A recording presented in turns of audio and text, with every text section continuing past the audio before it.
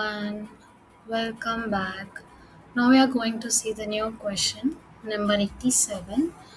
Demonstrate DNS resolution, service same namespace, service different namespace, service FQDN, headless service pod. So this question is going to be giving more clarity on different services, basically on the DNS resolution of the services. So yeah, let's get started. According to this question, we need to create a service in a same namespace, in a different namespace, and we should have a headless service pod also, and we need to say different things. So yeah, first of all, I have a setup, like, how to execute, like how to have a setup. Basically, I have some commands. So if you see my previous lectures on 85, 86, we have seen that we have how to create the namespaces, pods and all, we already know. So let's do that quickly. I'll just create a namespace since both should be in a different namespaces. So let's take like ns1 and ns2. Both are having different namespaces. So first, let me create a pod, and let's take like a busybox image, and you can get this using help command or Kubernetes documentation as well. And I'm doing this sleep, and then it's created. Now what I'll do, I'll create a deployment in the first namespace. Okay, so I have a deployment now in the first namespace, which is using the image Nginx, and I'm going to create a service for this. So first thing is, I have a service in the same namespace, which has it mentioned in the question, service in the same namespace. Now after that, I'm going to create one more deployment, which is in the namespace 2, and service is also in a namespace 2. Basically, you can use the same command, but as the namespace is changed. And now I have two deployments and two services in different namespace. These two belong to one namespace and these two belong to one namespace. If at all I have to call from a pod, if at all I have to ping a pod from one namespace to another namespace, we can do using curl command, right? So let me also create a headless service. So if you see my previous lectures, how to create the headless service, uh, or you can also go through Kubernetes documentation. So you will have like stateful sets. Under the stateful sets, you can create a headless service. Okay, so you can search for stateful set. You'll be getting an example also here. So this way you can create. And if you see, I'm just creating it quickly because it's just the environment setup which we already knew. So yeah, I have a headless service which is in the namespace 2. This none makes it as a headless service, correct? So you have to also make sure that this selector labels, as we have also seen in 86th question, it has to match the labels in the template. Basically this is belonging to container, so has to match this thing. So yeah, our headless service is also created. Now we'll go to the tab 2, and we'll try to ping, okay, using the services. Now what I will do, You can ping the service in the same namespace using the ns lookup command. So if you see, I have ran a pod client, correct? So what I will do, I'll just ping that using exec hyphen it and in a namespace ns1, and that you have pod, right? So the pod name is client, and I can do a curl command or ns lookup. Yes, we have to do ns lookup. So basically, I'm just pinging the service using ns lookup command. Remember, I'm trying to ping the service which is created in that same namespace. The pod, the busybox pod is in ns1.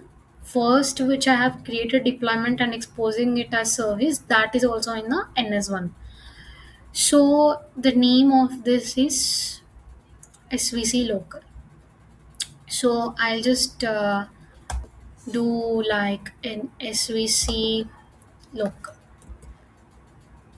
Okay, so I think something is wrong here.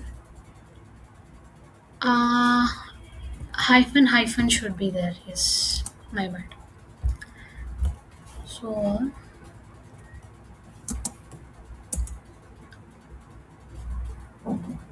it is trying to execute. That's why it is taking some time, I guess. Let's see. You got this virtual IP of the service, right? And yes, this service is in the same namespace as that of the uh, busybox. Now, what I will do, I will try to ping the different service which is in ns2 using the same ns lookup. So what it is doing, cannot resolve. Basically, the first one you are seeing, right? This is the dns ip and dns, basically that name, okay, fully qualified domain name. Whereas the second one you are seeing, that is, so request goes from the dns, that checks like a phone book it has, so it will check inside and it has the information about the service, and then we will get that service name and the ip, virtual ip. So this and all I have explained already, so but yeah, so that's why you will get first the dns name and then service name. So if you see, first I'm getting the dns name, this is global and it will be same ip, but even though this is also global, but it couldn't get the IP or information about service which is in the different namespace. That is where we have to use a fully qualified domain name, FQDN as the short. So you have to mention the service name, also the namespace which is ns2, and svc.cluster.local. As you can see here, I will just copy this. Then you will be able to see.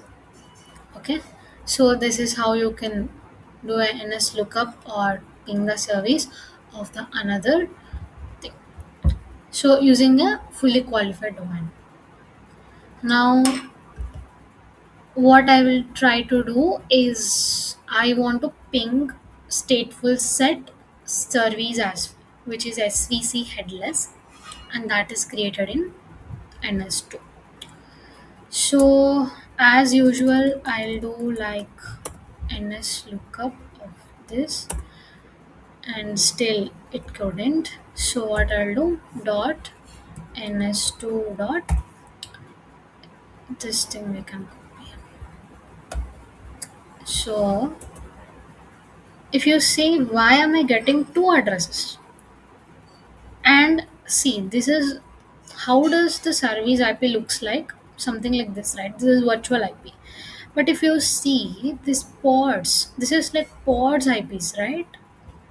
Exactly. So headless service means it doesn't request doesn't go to the cluster IP or the service IP. The request directly goes to the IP addresses of the actual pods. So if you go and check kget pods hyphen n ns2, I always forget to give wide. So here if you see 81 and 80, DB0 and DB1, right? These are the two things which we are trying to create in the headless service. So DB0 is the first pod, DB1 is the second pod, and their IPs is what it is directly returning. And if you want to ping or if you want to send the information to that particular exact pod, you can do that using this thing.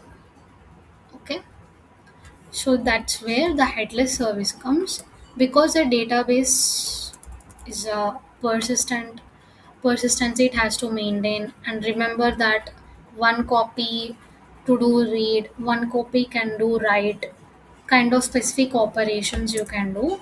So that's where the where we can create the stateful sets for the databases, and that's how the uh, forwarding of the traffic happens.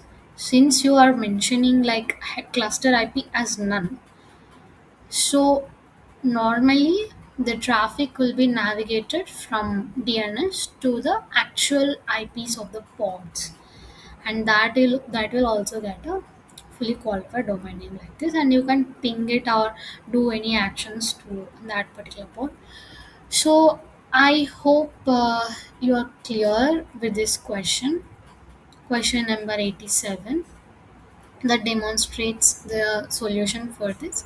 So yeah, thank you so much. Bye bye.